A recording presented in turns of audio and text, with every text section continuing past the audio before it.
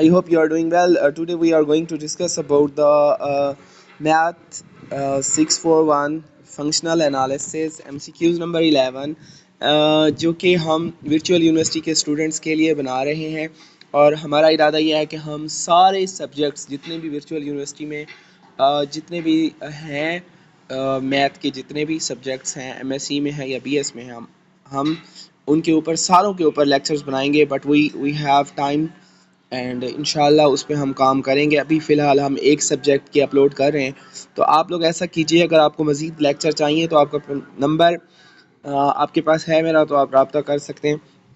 तो इसमें यह है कि इफ़ अ सीक्वेंस एक्स, यहाँ पे जो MCQ दिया हुआ था वो ये था कि if a sequence x n approaches to x, मतलब कहने का ये है कि हमारे पास कोई भी सीक्वेंस दिया हुआ है जो कि कन्वर्ज कर रहा है एक लिमिट एक्स को, और जो है ये जो सीक्वेंस है ये नॉर्म स्पेस है, ठीक है। अब यहाँ पे then for any bounded linear operator, अगर हम उस सीक्वेंस के ऊपर कोई बाउंडेड लीनियर ऑपरेटर अप्लाई करते हैं तो उसकी कन्वर्जेंस पे कोई फ़र्क नहीं पड़ेगा। मतलब ये है कि वो बाउंडेड लीनियर ऑपरेटर जो है जब एक्स एन पे अप्लाई होगा तो एक्स एन अप्रोच करेगा टी एक्स को।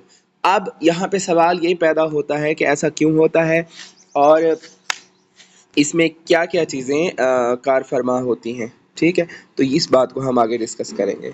तो पहली चीज़, इसमें 3-4 चीज़ें आती हैं। पहली चीज़ ये है कि हमारे पास जो टी है वो बाउंडेड है, ठीक है।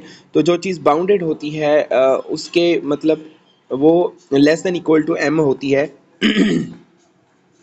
तो ये एक बात हो गई। दूसरी चीज़ आएगी लीनियरिटी, कि टी जो है ये एक लीनियर ऑपरेटर है। ये भी सवाल में दिया हुआ है, क्वेश्चन में दिया हुआ है। क्वेश्चन में दिया हुआ है कि ये लीनियर ऑपरेटर है। अगर लीनियर ऑपरेटर है तो ये लीनियरिटी प्रॉपर्टी को सेटिस्फाई करेगा, ठीक है।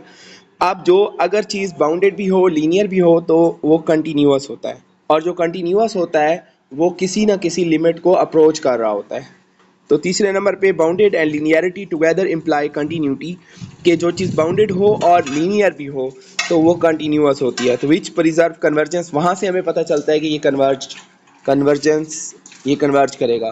तो लीनियर ऑपरेटर टी की बात कर रहे हैं कि अगर टी जो है वो बाउंडेड भी है और वो लीनियर भी है, तो अगर जो चीज़ लीनियर और बाउंडेड होती है तो वो भी किसी ना किसी लिमिट को कन्वर्ज कर जाती है। तो यहाँ पे हमने ये डिस्कस कर लिया। तो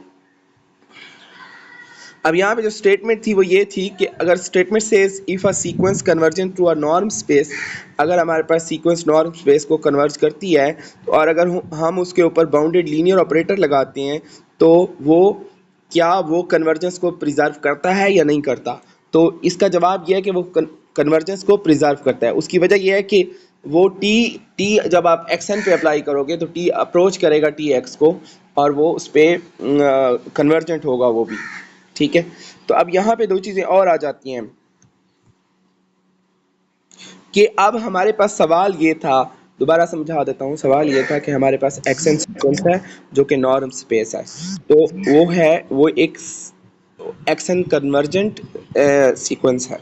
तो हमने ये प्रूव करना था कि अगर हम इसके ऊपर कोई लीनियर ऑपरेटर लगाते हैं, टी उसके ऊपर लगाते हैं, बाउंडेड लीनियर ऑपरेटर लगाते हैं, तो क्या वो भी कन्वर्ज करता है या नहीं करता। तो आपको मैंने बताया, क्योंकि यहाँ सवाल में दिया हुआ है कि टी बाउंडेड भी है लीनियर भी है, तो अगर बाउंडेड और लीनियर दोनों हों तो फिर वो कंटिन्यूअस होता है। तो कंटिन्यूअस जो होता है उसकी कोई ना कोई लिमिट होती है, और लिमिट हमेशा उसकी यूनिक होती है।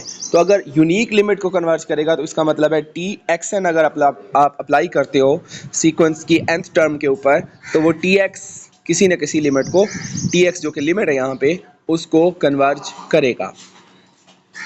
Thank you very much.